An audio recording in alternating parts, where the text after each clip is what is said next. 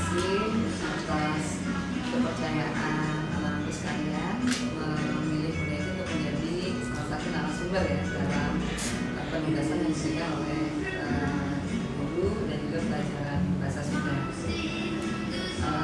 Tentu Bu Neti harus menyampaikan permohonan maaf menjawab pertanyaan anak-anak dalam bahasa Indonesia karena terus terang Bu Neti bukan penutur asli bahasa Sunda. Terlahir dari orang tua yang berasal dari Jawa Timur, lahir besar di Jakarta, menikah dengan Pak Aher yang Fitrin Sunda, sehingga betul-betul menggambarkan Bhinneka Tunggal Ika. Ya. Di rumah orang tua berbahasa Jawa, ibu dengan Pak Aher berbahasa Indonesia. Meskipun Bu Neti belajar bahasa Sunda, tapi ada kosakata yang secara linguistik kurang pas kalau Bu Neti yang mengucapkan.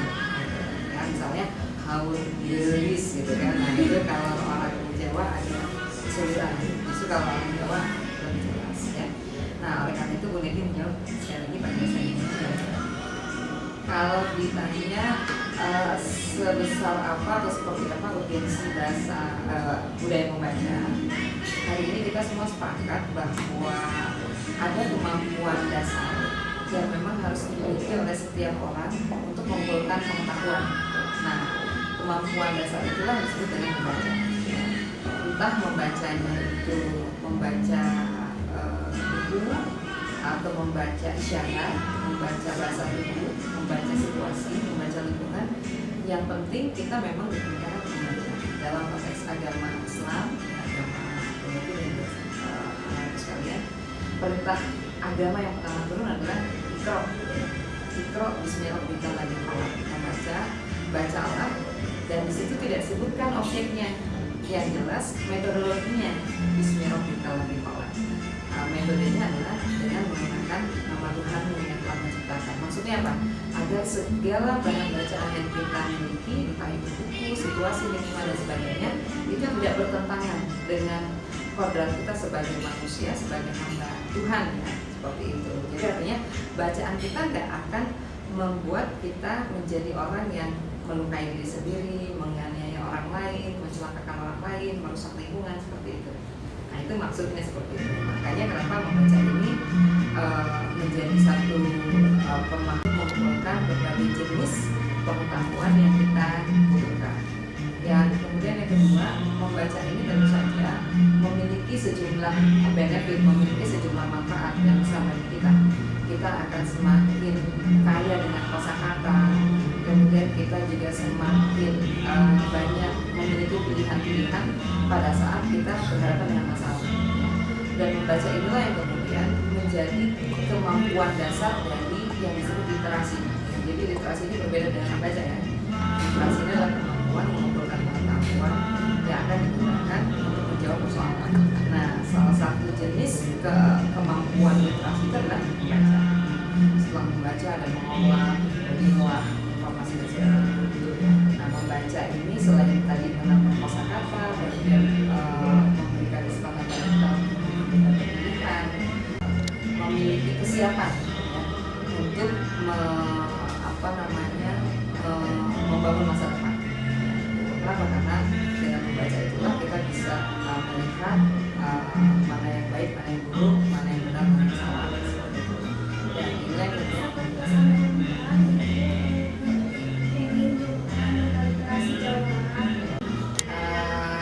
Bu Neti kayaknya penghargaan atau nanti gelar Bunda Literasi tahun 2000 anugerah Bunda Literasi dengan persetujuan Perpustakaan Nasional. Kenapa? Karena 2011 Bu Neti mendapatkan penghargaan Pusta Baca di Tengah Masyarakat. Jadi beriringan antara penghargaan yang diberikan oleh Perpustakaan Nasional dengan keinginan Badan Perpustakaan dan Kasih Daerah untuk menggerakkan minat baca di tengah masyarakat. Karena dianggap Bu Neti selama ini memiliki semangat dan juga motivasi untuk menggerakkan berbagai komunitas dan masyarakat ya. Salah satu yang menjadi tulang punggung bagus juga pada saat itu adalah GPMB, Gerakan Pemasyarakatan Minat Baca. Nah, disinilah kemudian kita melakukan berbagai kegiatan brosur dan sebagainya untuk melakukan berbagai upaya peningkatan minat baca. Sehingga ini mungkin yang menjadi alasan dari Bapak Sekda untuk memberikan atau sebutan literasi.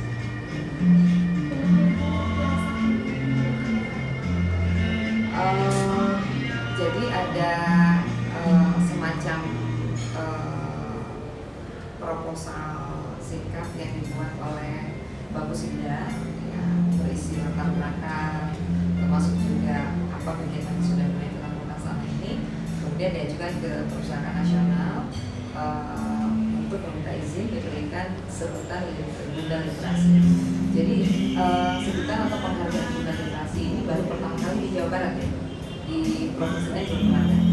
2012 Jawa Barat memberikan sebutan ini agar Bu Yenti yang menjadi ketua PKK termasuk juga sebagai individu ini terus bisa memberikan masukan-masukan, dorongan, motivasi pada lintas sektoral, bukan hanya di ruang birokrasi tapi juga komunitas, masyarakat dan juga badan usaha milik negara atau milik daerah.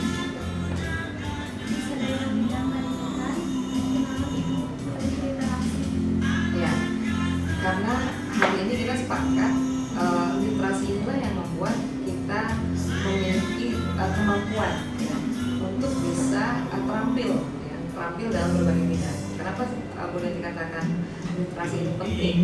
Karena literasi ini bukan hanya membaca buku, tapi literasi ini juga berlaku bagi semua bidang. Literasi finansial, literasi budaya, literasi literasi politik, ya.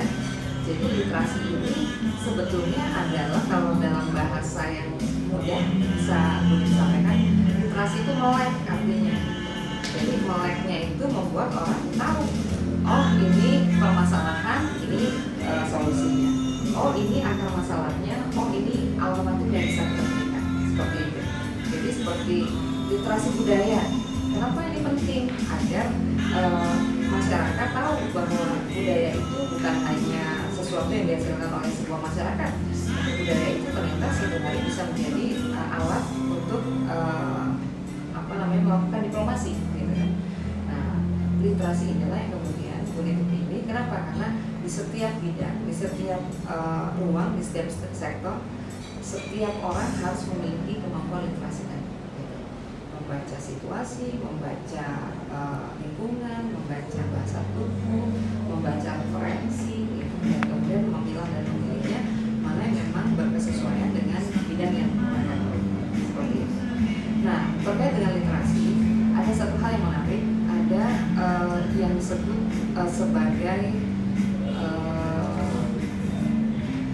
PISA, ya, Program for International of Student Assessment. Jadi ada program internasional untuk melakukan penilaian pada siswa, dan Indonesia baru mengikuti pada tahun 2014. 2014 itu yang mengikuti adalah siswa-siswa Jakarta, dan yang sangat perlu kita berikan catatan, penilaian itu dibuat mengikuti indeksnya itu dari 1 sampai 5. Ternyata peserta yang mewakili Indonesia yang notabene adalah siswa-siswi Jakarta hanya mendapatkan indeks di bawah 1, hampir di semua bidang yang diujikan, termasuk bidang yang paling sederhana yang diujikan pada mereka, yaitu membaca pesan pada kalimat sederhana. Tulisan yang ditulis oleh salah satu media nasional yang baik cetak maupun online dikatakan ini adalah sinyal bahaya bagi peradaban. Untuk membaca pesan sederhana saja, siswa kita kalah dengan siswa yang lain. Pesertanya kalau nggak salah 34 negara. Ya. Dan yang dijadikan ulasan di tulisan itu adalah yang mewakili Indonesia itu bukan siswa NTT, bukan siswa Papua, tapi siswa Jakarta yang aksesibilitas informasi, pendidikan, kemajuannya sudah tidak diragukan. Tapi ternyata kemampuan dasar literasinya di bawah 1. Berarti ada sesuatu, ada sebuah masalah ya dengan kemampuan dasar literasi kita, yaitu membaca. Kenapa? Mungkin karena kita biasa membaca judul-judulnya saja, kan kita biasa begitu ya, nggak baca isi, cuma baca judulnya, misalnya ada Bu Neti pernah dipermasalahkan menggunakan kerudung merah kan gitu ya. Ditulis di situ Neti Heriawan setuju koalisi dengan PDIP misalnya gitu kan. Nah bagi orang-orang yang nggak setuju, nggak baca isinya langsung wah Neti Heriawan, wah langsung di situ jelek ya persepsi. Padahal membaca itu ya harusnya utuh gitu kan. Nah seringkali kekurangan kita adalah membaca bagian-bagian, membaca secara parsial, membaca hanya judulnya tanpa kemudian mengetahui runtutan masalahnya seperti itu. Nah itu yang terjadi pada tahun 2014, siswa-siswi kita dari Jakarta mengikuti PISA dan indeksnya di bawah 1. Indeks 1 aja kan paling rendah ya, kita di bawah 1. Jadi kemampuan membaca pesan sederhana saja kita nggak perlu. Nah ini juga jangan terjadi pada kita gitu ya. Kita biasa melihat benda yang bergerak, berwarna, sehingga ketika suruh membaca buku yang tulisannya kadang juga tidak sesuai dengan preferensi kita, biasanya kita lengkap ya gitu.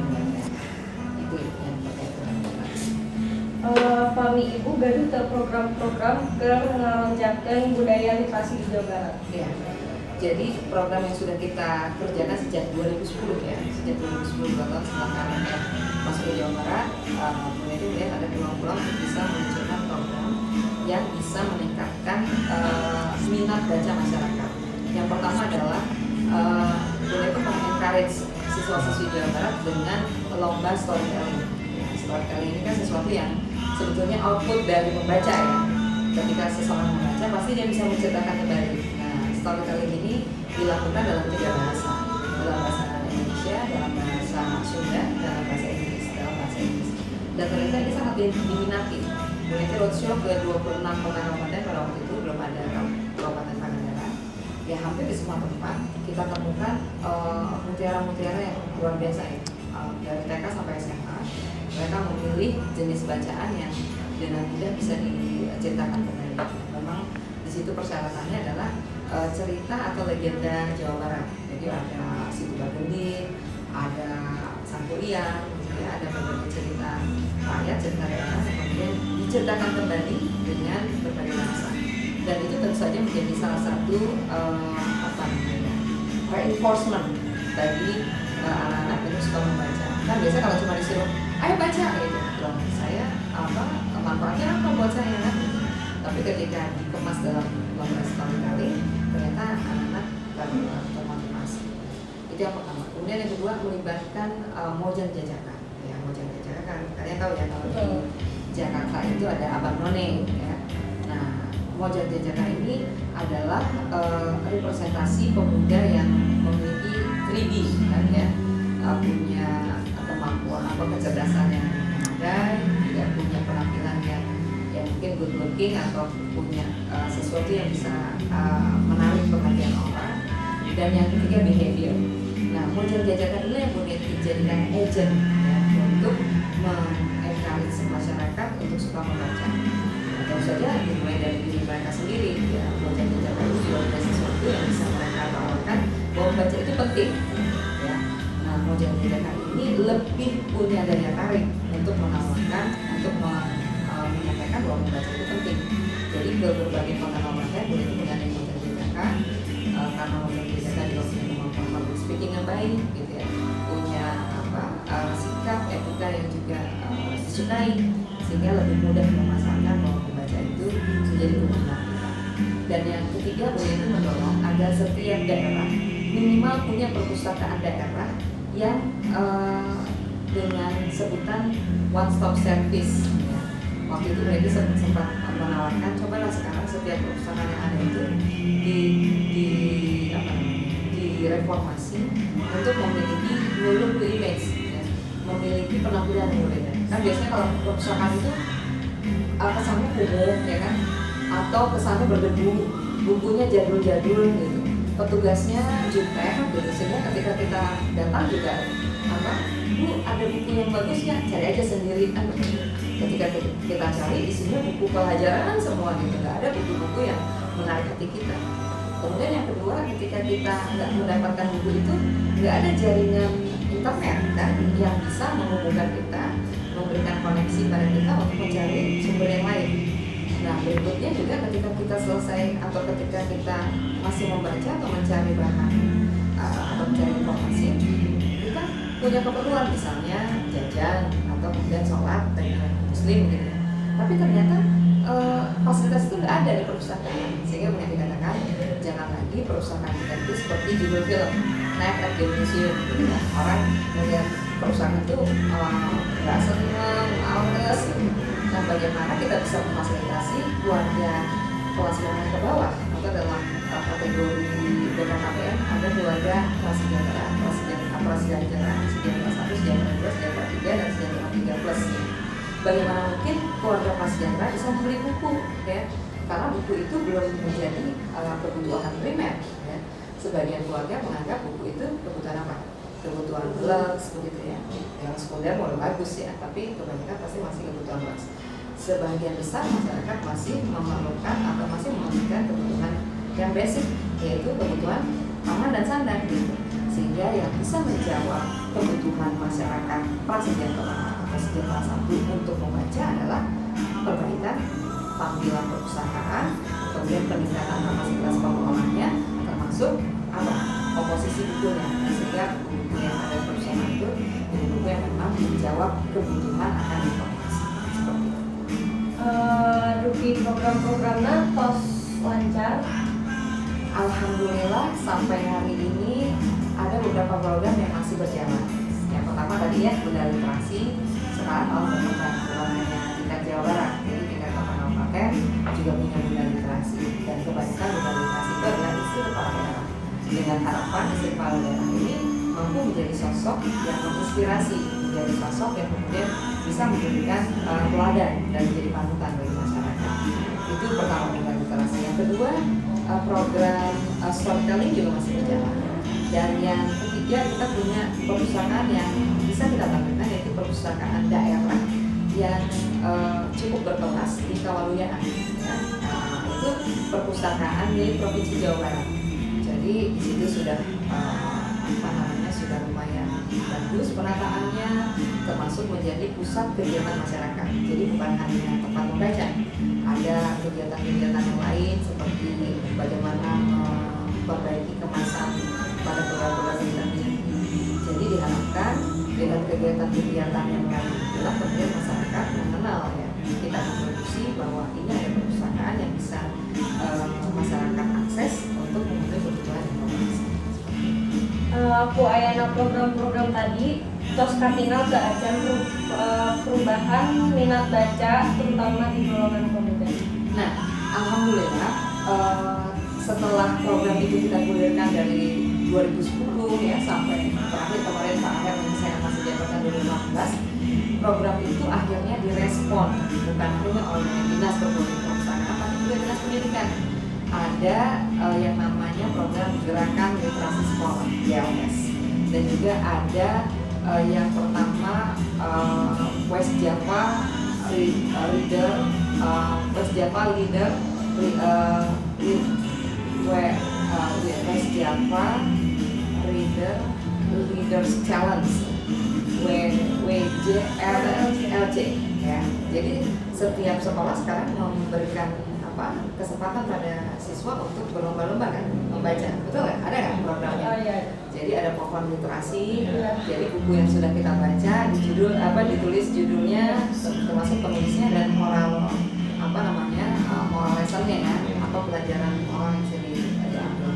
Nah itu sebetulnya program yang kemudian sekarang terus berkembang begitu. Dan terakhir Jambore Literasi yang diselenggarakan di Bumi Perkemahan Mutiara Payung itu sudah malam ada seorang siswa SMP yang membaca sebanyak 124 buku dalam setahun. Jadi dari program itulah ya banyak hal yang bisa kita lihat menjadi buah dari perjalanan program yang pembangunan literasi. Ibu kenging penghargaan naon wae salami Dinten Bunda Literasi. Kalau dihitung dari 2014 Bahasa Sunda dong bilangnya. Bahasa Sunda ngomongnya. Seatas kenging penghargaan Bunda Literasi, Ibu Teh di Pasian penghargaan tokoh peduli perlindungan anak di Komisi Perlindungan Anak Indonesia tahun 2013. Nyata penghargaan kanggo sahawae nu gaduh concern, nu gaduh perhatosan nu ageng kanggo perlindungan anak Indonesia. Kumaha carana supaya kemudian itu Tentu saja harus ada semacam reinforcement ya. Jadi ketika kita meminta para pemuda, para pelajar untuk membaca, kira-kira manfaat apa sih yang akan diperoleh? Itu yang kemudian harus dipikirkan reinforcementnya. Pertama tentu reinforcement yang paling jitu kalau di sekolah yaitu nilai ya. Ketika ditugasi untuk membaca, kira-kira apa kompensasinya? Berarti akan dapat tambahan nilai pada pelajaran apa? Bahasa Indonesia atau bahasa Sunda atau pelajaran yang lainnya. Yang kedua tentu reinforcement ini bisa diberikan hal-hal inilah yang kemudian menjadi reinforcement bagi para pemuda agar mereka gemar membaca. Nah, yang tentu saja harus mulai dipikirkan adalah bagaimana memperbesar push factor.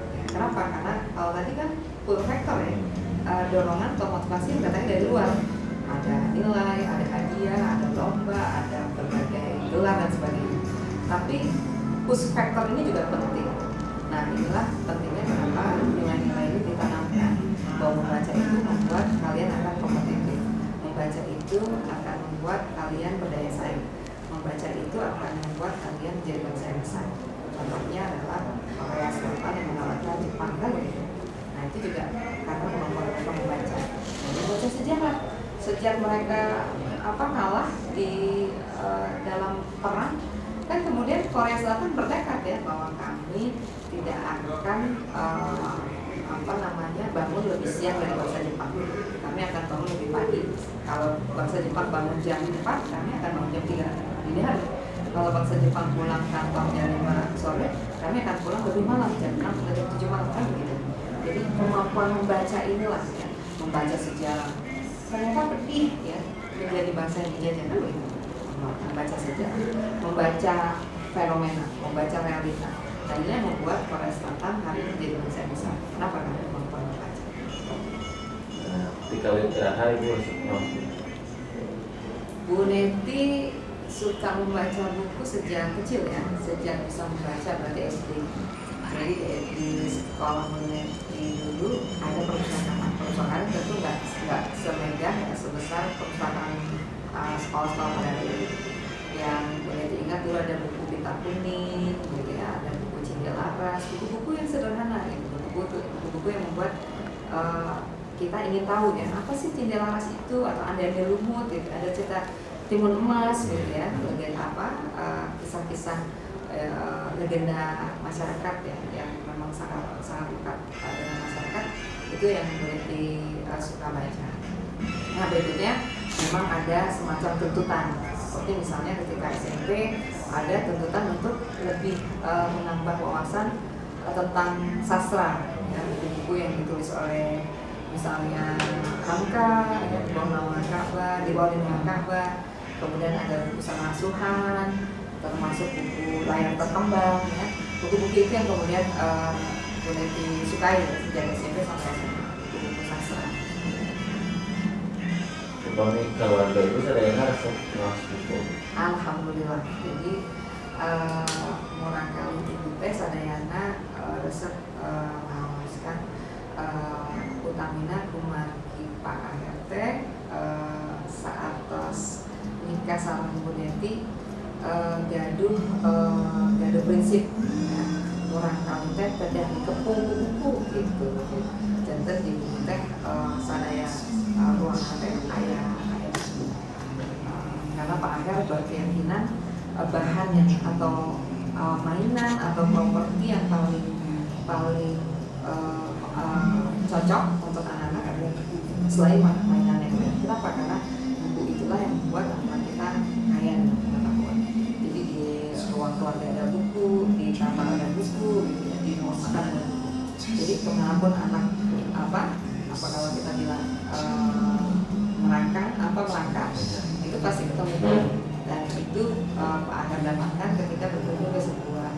rumah toko besar Indonesia. Ternyata rumahnya penuh dengan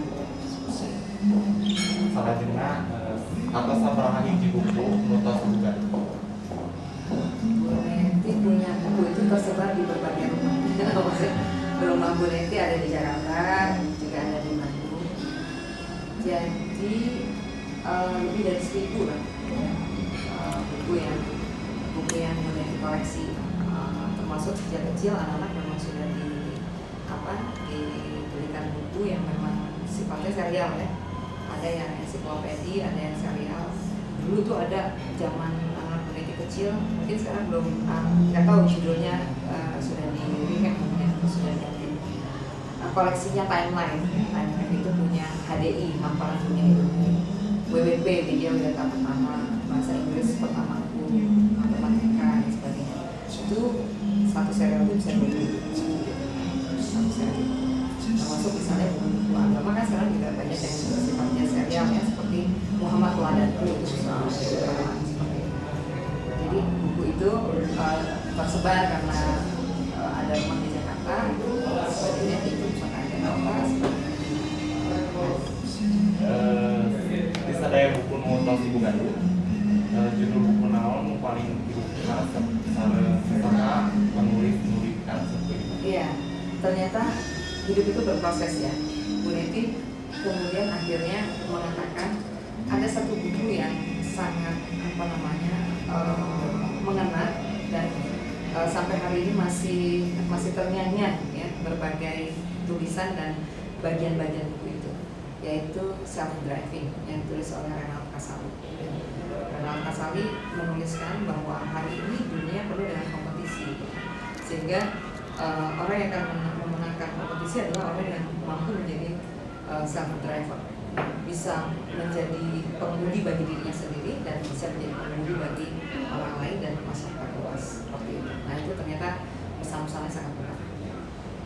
Naon pesan ibu kalau muda pemudi pada sektor kegiatan literasi? Ya, anak-anakku sekalian, hari ini kita hidup di sebuah zaman yang tentu saja sangat kompetitif dan sumber daya yang kita miliki, sumber daya komparatif tentu tidak akan bertahan lama. Kenapa? Karena sumber daya alam itu akan habis pada masanya. Sehingga sumber daya yang harus kita miliki adalah sumber daya kompetitif. Bahwa kita memiliki kemampuan, bahwa kita memiliki kecepatan, ya, kemampuan memutuskan, kemampuan memperbanyak produk yang bersaing. Itulah yang kemudian dibutuhkan untuk masa mendatang. Nah, oleh karena itu hari ini marilah kita menjadi anak-anak peradaban yang suatu saat akan dilesatkan ke sebuah zaman yang boleh jadi orang tua kalian, ibu dan bapak tidak lagi mendampingi, tapi kalian bisa survive, tinggal atau kemudian hidup di sana. Yang sekeduanya wawancara iklan sadaya beban bila ada kawatan untuk mohon kalau pesna. Sami-sami ibu oke nggak ngaturkan nuhun kalau sadayana mas-masihan perkalosan sareng mendokumentasikan kegiatan sadaya. Mungkin sadayana janten apa namanya